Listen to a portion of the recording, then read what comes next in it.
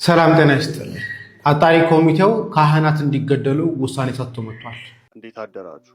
እኛ አርሲ ላይ ሰላም አላደርንም። እናንተ በጠዋቱ ቤተክርስቲያንን ስታዩ እኛ የሞቱ ኦርቶዶክሳውያንን ያየን። እንሙት እንኑር ምንም አናት።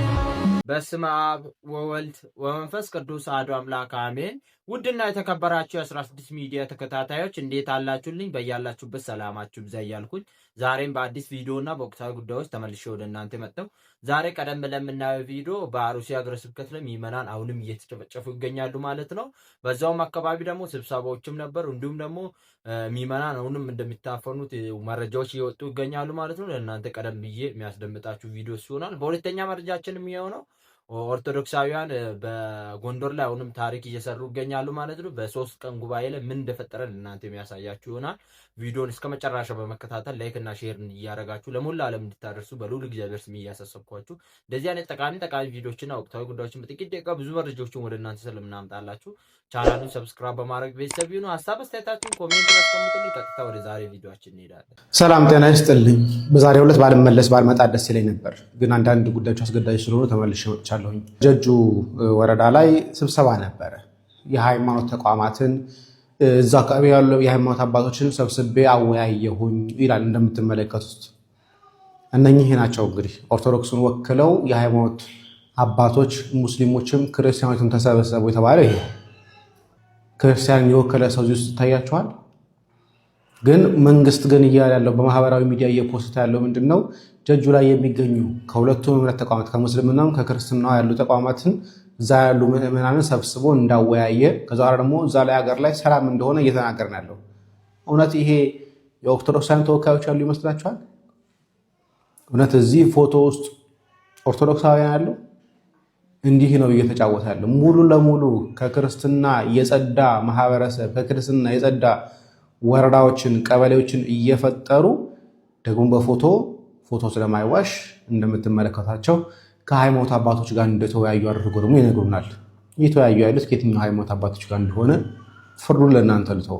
በአርሲ ዞን በአጠቃላይ 2 ሰው ሞተ ይላል የዜና ዘገባው። ይህን ዜና የዘገበው አንደኛ ኦኤምኤን ሚዲያ ሲሆን ሁለተኛው ጀዋር መሐመድ ነው።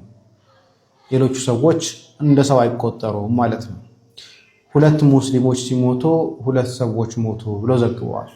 እስካሁን ድረስ የሞቱት በመቶዎች የሚቆጠሩ ኦርቶዶክሳውያን እንደ ሰው ተቆጥረው ዜና አልተሰራላቸውም። ነገር ግን 2 ሙስሊሞች ሲሞቱ ሰው ሞተ ብለው ዜና ሰርተዋል። ሰላም ጤና ይስጥልኝ። አጣሪ ኮሚቴው ካህናት እንዲገደሉ ውሳኔ ሰጥቶ መጥቷል። ምን ማለት ነው ይሄ? በደንብ ላብራራላችሁ፣ በደንብ ስሙኝ። አጣሪ ኮሚቴው እንደሚታወቀው ወደ ጉናና ወደ መርቲ ወደ አርሲ አካባቢ ሄዱ ነበር። ያጣራል ብለን ስንጠብቀውም ጭምር ነበር። ታዲያ ትናንትና የሰማናቸው ነገሮች በጣም የሚያስጠሉ ነገሮች ነበሩ። ምንድነው የተፈጠረው? አርሲ ላይ እነኚህ በተለይ ደግሞ ሰማዕታት የሆኑባቸው ቤተሰቦች አንድ ኮምፕሌን አቅርበው ነበረ። በተለይ ደግሞ 5 ሰዎችን ያስቀበሩት ቤተሰብ ጥያቄ አቅርቦ ነበር። እኛ በሃይማኖታችን ምክንያት ሞተን ነበር። ከሞተን በኋላ ግን ቤተክርስቲያን በሌለም ብር 11200 ብር ተቀበለችን ብለው ለአጣሪ ኮሚቴ ይነግራሉ። እና እባካችሁ የነገር አጣርታችሁልን የሚችሉ ከሆነ ብር ይመልሱልን፣ በአሁኑ ሰዓት ላይ ብር ያስፈልገናል የሚል ጥያቄ ያቀርባሉ። ታዲያ አጣሪ ኮሚቴው ይሄንን ነገር ይዞ ይሄድና ማህበረሰቡ እና ካህናቱን ይሰበስባሉ። ካህናቱና ማህበረሰቡን ከሰበሰቡ በኋላ ቀጥታ ቃል በቃል የተናገሩት ነገር ምንድነው? እያስገደሏችሁ ያሉት እነኚህ ካህናት ናቸው ብለው እጅ ጠቆማሉ። ምዕመኑን ከካህናቱ ጋር ለማጣላት ምዕመኑ እያስገደለባችሁ ያለው ሰዎቻችሁን እያስገደለ ያለው የሞቱን እያስገደሉ ያሉ እነኚህ ካህናት ናቸው ብሎ ጥቆማ ሰጥቶ የተመለሰው አጣሪ ኮሚቴ የተነገረው በግልጽ አማርኛ እኛ በሌለም ብር 5 ሰዎች ተገድሎብን ለፍትሃትና ለመሬት ለቀብር ቦታ ተብሎ 11200 ብር ተቀብሎናልና እባካችሁ ከተቻላችሁ ብር ስለሚያስፈልገን ለሕክምና ስለምንፈልገው ብሩን አስመልሱልን ነበር ጥያቄው ወይ ደግሞ የሟች ቤተሰቦች ያተናገሩት። አጣሪ ኮሚቴው ግን ይህን ነገር ይዞ ሄዶ ነገሮችን አጣርቶ በተቻለ መጠን ብር እንዲመለስ ከማድረግ ይልቅ እያደረገ የነበረው ነገር ምንድነው? ካህናቱና ምዕመኑ አጣርቶ ምዕመኑ ካህናቱ ላይ ተነስቶ ሌላ ጥቃት እንደደረሱባቸው ጭምር ናዙ የመጡት። እንግዲህ አጣሪ ኮሚቴ ዛሬ ሪፖርት የምንጠብቀው አጣሪ ኮሚቴ ይህንን ስራ የሰራ ኮሚቴ ነው። ሊቀ ካህናቱ ትናንትና መጥተው እነኚህን ሰዎች ያነጋግራሉ ተብሎ ሲጠበቅ ነበረ። አልቻሉም፣ አልመጡም። ዛሬም እየጠበቅናቸው ይመጣሉ፣ ይነጋገራሉ ብለን ግን እንዲህ እያደረጉ የሃይማኖት ተቋማት ተወክለው መጥተው እናጣራለን ብሎ የሚሉ ሰዎች ማጣራትና ትክክለኛ መፍትሄ ከመስጠት ይልቅ ካህናት እንዲደበደቡ ካህናቱ ላይ ምዕመን ተነስቶባቸው እንዲገደሉባቸው ግን እያደረጉ ነው ያሉት። አጣሪ ኮሚቴ የሚባለው ይሄ ነው። በነገራችን ላይ በየቀኑ ቀብር፣ በየቀኑ ሰለስት፣ ሁልጊዜ ሞት፣ በስለት፣ በጥይት፣ በእሳት ኦርቶዶክሳውያን የሚጨፈጨፉባት ሀገር ይህ ለዘመናት ያልተቋረጠው የመታረድና የጄኖሳይድ ዘመቻ ተጠናክሮ ቀጥሏል። ወዲህ የኛ እንቅልፍ ቸልታና ቆሞ ተመልካችነት በእጅጉ ያማል። መቼ ነው ሰው ሆነን የወገን ሞት የሚገደል? መቼ ነው ኦርቶዶክሳዊ ከሁሉም ነገር በዘመቻ የማይገለልበትና በህይወት ከመኖር የሚከለከልበት ጊዜ የሚያበቃው? መቼ ነው አንድ ሆነን በቃን የምንለው? መቼ ነው ሰብአዊነትን አስቀድመን የምንነሳው? ይህ ፖለቲካ አይደለም፣ ይሄ የህልውና ጥያቄ። መቼ ነው የሚበቃ? ምንስ ነው የምናደርገው? ምንድን ነው የሚበጅ? አቤቱ የሆነብንን አስብ።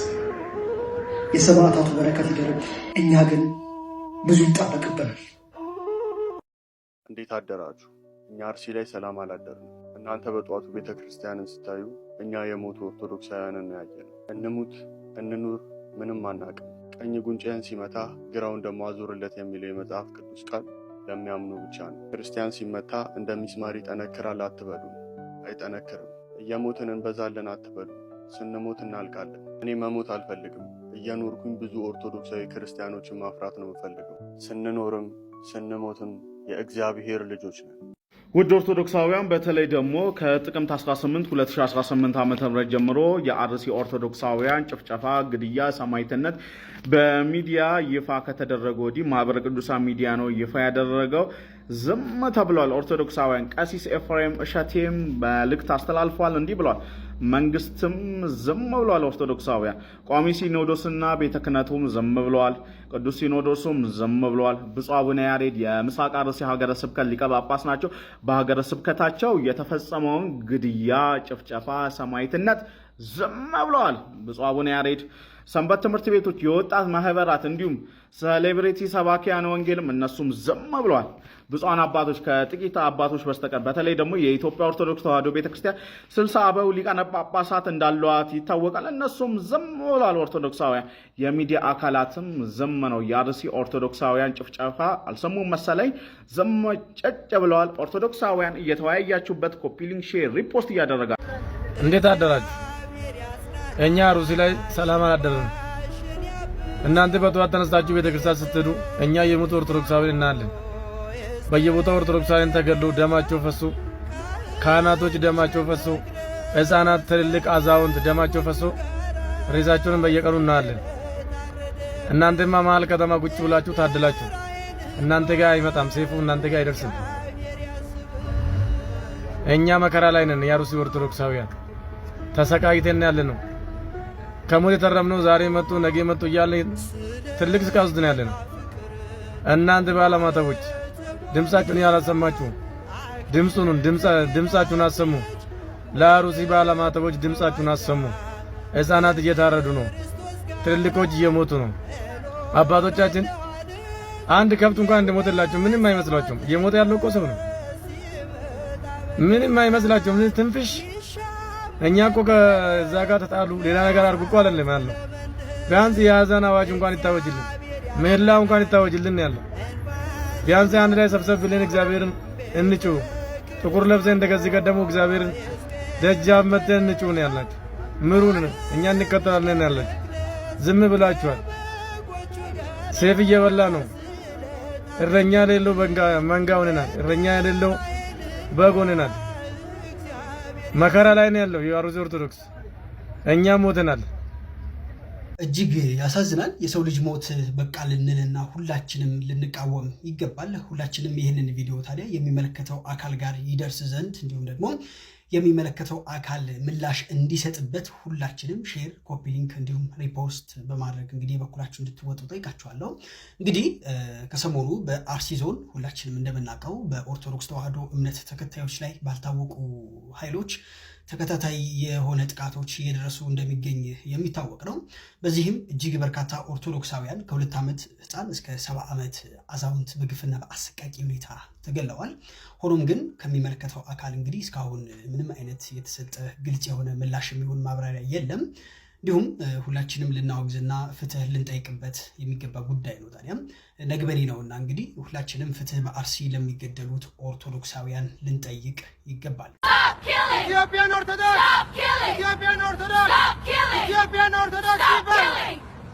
We need justice, we need peace. Stop the violence.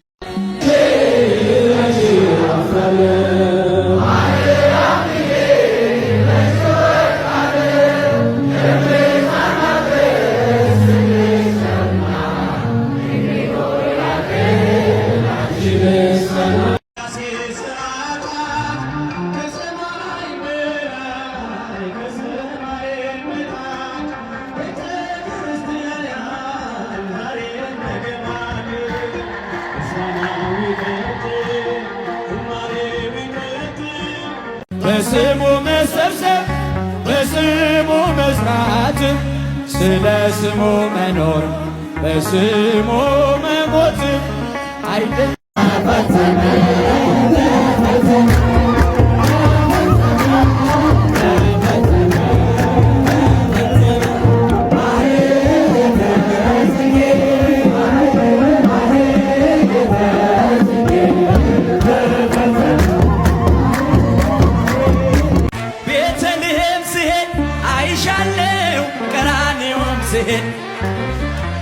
ፍጹም አትለይም ከልጅሽ የአንቺስ ልዩ ነው ፍቅርሽ የአንቺስ ልዩ ነው ፍቅርሽ ነይ ነይ እምዬ ማርያም ነይ ነይ ቤዛዊተ ዓለም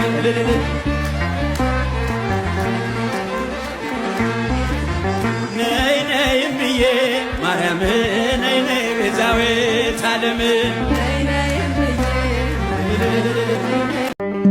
ያዘነች ወንጌል ቃሉ ይፈውሳል አምኖ ላነበበው ነፍስ ያለመልማል በጀርባዋ ያለው እግዚአብሔር ነውና አቅርቡ ለማርያም ውዳሴ ምስጋና።